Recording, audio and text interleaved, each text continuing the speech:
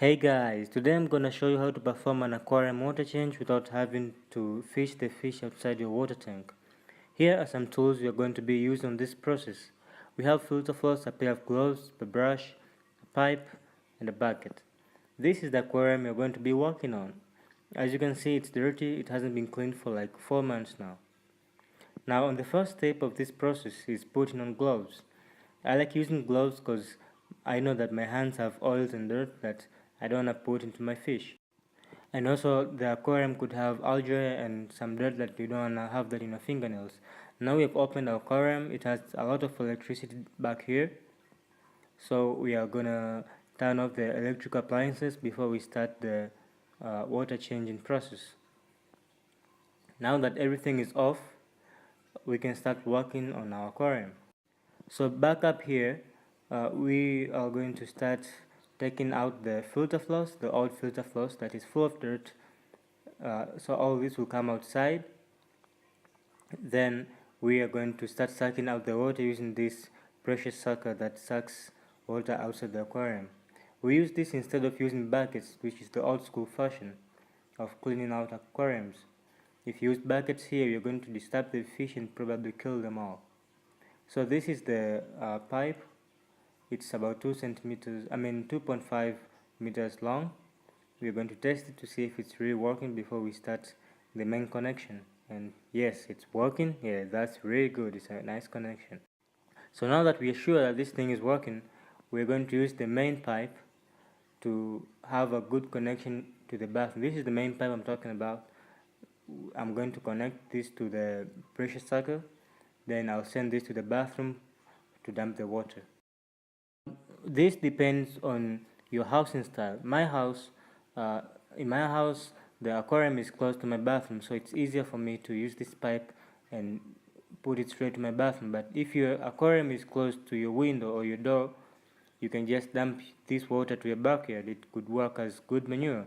Now this is the main connection area. I like using this bucket at the bottom to make sure that all the mess of water that could come out won't create a mess in my house.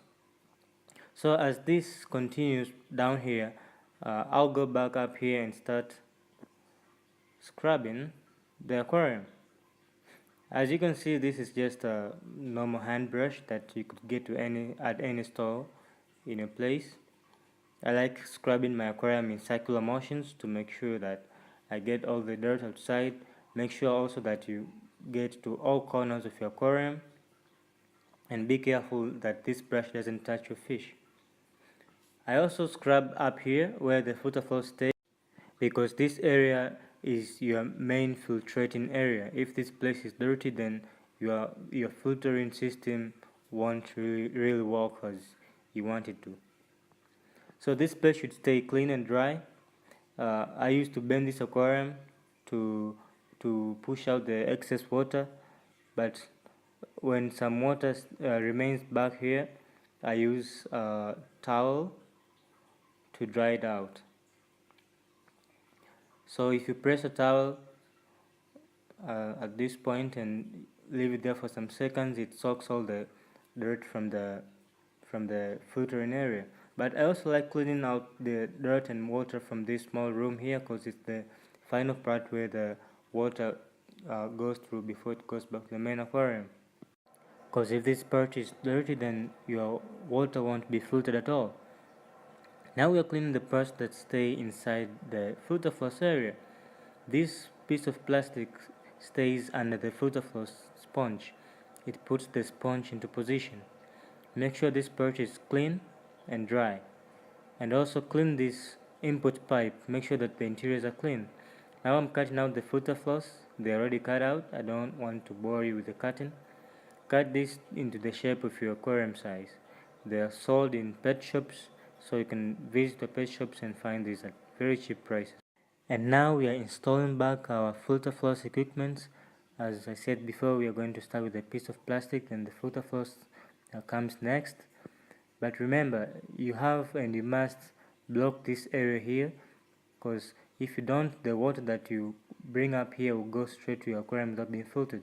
So use your next filter floss piece to block that gap at the end of your filter floss area. then the water will be filtered before it goes back to your main aquarium.